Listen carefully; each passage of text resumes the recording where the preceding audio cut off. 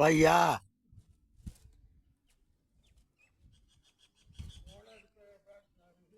ஆ எங்கள் பொண்ணு இன்னைக்கு தான் இட்டுன்னு வந்தேன் சந்தீப் பாபு கிட்ட. குழந்த இன்னைக்கு நைட்டுக்குள்ளே இது பண்ணுறோம். அது என்னன்னா சரி சரி நல்லா இதுவாக ஆகட்டும்னு சொல்லிட்டு அந்த அம்மாவுக்கு இப்போது எம்எல்ஏக்கு நிற்கிறாங்களே அவங்களுக்கு 5 நாளாக 20 நாளாக ஓட்டு வண்டியில் மொத்தம் கண்ணமங்கலம் 2 தடவை வந்து போயிட்டேன். கண்ணமங்கலம் எல்லாம் ஓட்டு மொத்த இடத்துலையும் அந்த அம்மா தான் வந்துடும். இப்போ ரெட்டலில் ஜெயிப்பாங்க. அந்த அம்மா தான் ஜெயிப்பாங்க. எந்த தொகுதி? ஆர்னி ஆர்னியில் அந்த அம்மா தான் ஜெயிப்பாங்க. மேல் இடத்துல எடப்பாடி உட்காருவார். வெயில் எதிர் வெளிச்சு அடிக்கவே கிளியராக வெயில் இல்லை கிளியராக வியும். அந்த